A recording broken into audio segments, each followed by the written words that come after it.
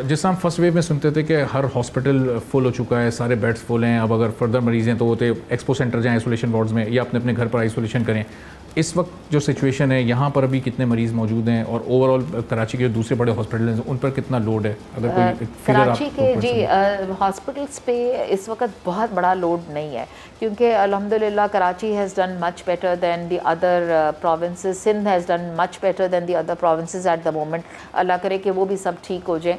पंजाब में बहुत बड़ी वेव आई है इस दफ़ा, और प्रॉबेबली इसलिए कि वहाँ पे बहुत ट्रैवलर्स आए हैं और वो यूके वेरिएंट लेकर आ गए हैं अपने साथ, और अब वो फिर म्यूटेट कर गए। वायरसेस ऐसे होते हैं कि बार बार म्यूटेट करते हैं, जैसे फ्लू वायरस होता है हर साल म्यूटेट करता है, इस तरह ये कोविड का वायरस भी है जो कि म्यूटेशंस में जा रहा है। फील होता है आपको कि इंटरसिटी ट्रांसपोर्ट बंद करने में थोड़ी हम देर हो गई और ये वेरिएंट अब यहाँ भी आ चुका है? ये वेरिएंट बिल्कुल यहाँ पर है और हमारे अपने एक डॉक्टर में ये वेरिएंट निकला है, तो इसलिए मुझे ये अच्छी तरह पता है कि वेरिएंट बिल्कुल यहाँ पर मौजूद है। अब ये एक्सपेंसिव, इसकी कॉस्ट बहुत होती है टेस्ट कराने की, इसलिए हर आम आदमी अफोर्ड नहीं कर सकता, इसलिए वेरिएंट्स को हम टेस्ट नहीं कर सकते।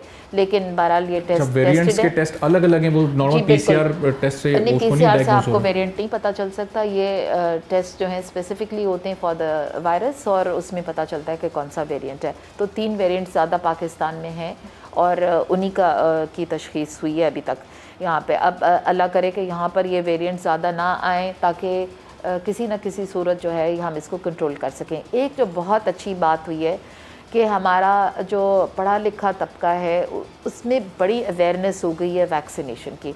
अल्लाह के करम से, हुकूमत की करम से, हुकूमत की मेहरबानी है कि उन्होंने vaccine free of cost available करा दिया है हर आम आदमी के लिए, और गो के एज देर कर दी इस काम में, लेकिन फिर भी जो लोग वैक्सीनेट हो रहे हैं मेरे ख़्याल से कुछ ना कुछ सिक्योरिटी होती है।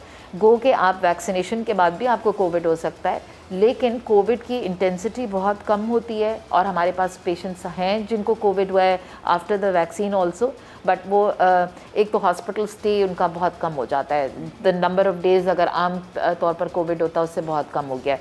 द अदर थिंग इज़ कि कोविड की इंटेंसिटी और वो बहुत कम है। जो यूके वेरिएंट है वो कंटेजियस ज़्यादा है, जल्दी फैल जाता है, और हमारा इन्फेक्टिविटी रेट इस वक्त पाकिस्तान का काफ़ी हाई है, ख़ास कर केपी और पंजाब में। इसका स्प्रेड रेशो अगर हम ऐसे आसान करें कि एक शख्स कितने लोगों को इफेक्ट कर सकता है, तो उसमें जी बिल्कुल, एक शख्स कई लोगों को इफेक्ट कर सकता है। जितनों के कांटेक्ट में आता है उतनों को ये इफेक्ट कर सकता है, और एवरेज अगर आप 6 लोगों को समझें तो डेफिनेटली इसकी, और वो हर 6 को आप मल्टीप्लाई करते जाएँ आगे 6 से, तो वो बहुत ज़्यादा लोगों को इन्फेक्ट कर देता है।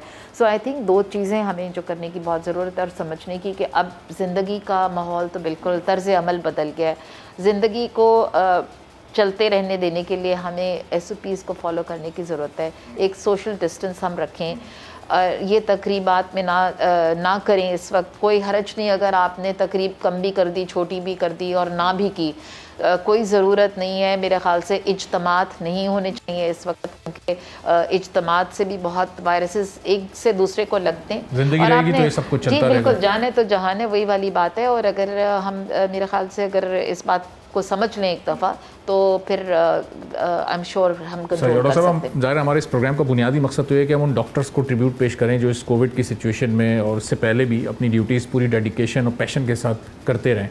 इस कोविड के आने के बाद इन 3 फेजेज़ में अब तक कितने डॉक्टर्स यहाँ पर आपके अपने हॉस्पिटल में, कितने कोलीग्स खुदा न खास्ता उनकी जान गई हो, उनकी शहादत हुई हो, या कितने टोटल पॉजिटिव केसेस आए और फिर वो रिकवर हुए और फिर उसी डेडिकेशन के साथ वो अपनी ड्यूटी सर अंजाम दे रहे हैं? हमारे हॉस्पिटल के 4 सीनियर डॉक्टर्स जो हैं, जो कि रिटायर हो चुके थे लेकिन हमारे सीनियर डॉक्टर्स में शामिल हैं, उनकी शहादत हुई। कम से कम 4 तो मुझे याद हैं कि उनकी शहादत हुई है इसमें।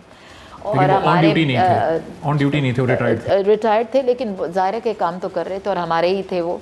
और इसके अलावा तकरीबन more than 87 doctors in Sindh have passed away with covid, उनकी शहादत हुई है।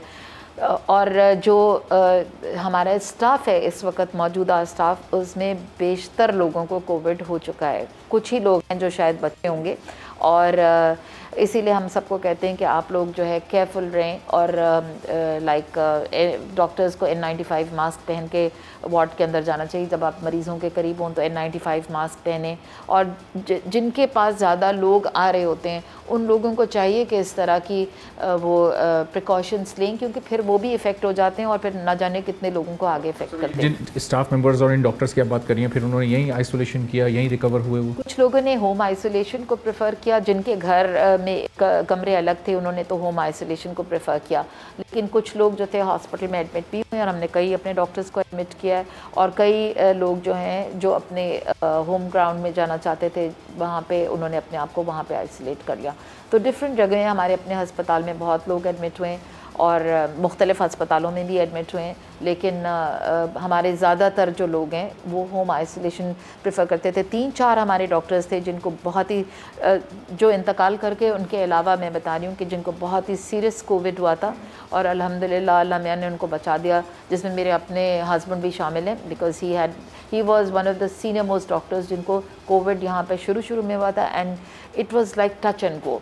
और मेरा ख्याल में तो, और हमारे एक रूमेटोलॉजिस्ट हैं डॉक्टर शफीक, उनको भी बहुत सीरियस कोविड हुआ था, और ये दोनों डॉक्टर्स जो हैं इनकी अल्लाह मियां ने जान बचा दी। वर्स्ट कंडीशन में आप लोगों ने काम किया है, तो बहुत सारे ऐसे जूनियर डॉक्टर्स भी होते हैं जिनका एक्सपीरियंस कम होता है, जो नॉर्मल न्यू कमर्स होते हैं, उनमें से कहीं कोई ऐसा एक्सपीरियंस हो कि कोई आया हो, उसने कहा आपको कि नहीं जी अब हम नहीं कर सकते ये, क्योंकि एक जान का ख़तरा है, हम अपनी जान जोखिम में डाल के हम तो चलने तैयार हैं, लेकिन हमारी फैमिलीज़ की तरफ से देखिए कुछ लोग ऐसे, हमेशा हम में से कुछ लोग ऐसे होंगे जो कोशिश करते हैं कि हाइड अवे कर लें, और ज़रूर इस तरह के कुछ लोग थे, लेकिन and I don't blame them at all.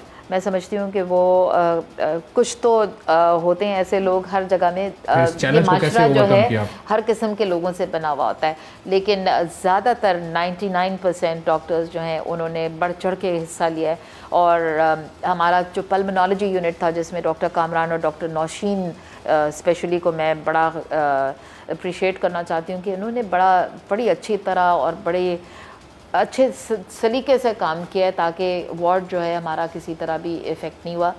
साथ साथ ही हमारे दूसरे पेशेंट्स जो हैं वो देखे जाते रहे, सर्जरीज़ होती रहीं, डॉक्टर्स यहाँ पर सारे जनरली अपनी ड्यूटी करते ही रहे, उन्होंने किसी ने हार नहीं मानी कि हम नहीं करेंगे ये काम। सब्सक्राइब करें और बेल दबाएं ताकि कोई खबर रह न जाए।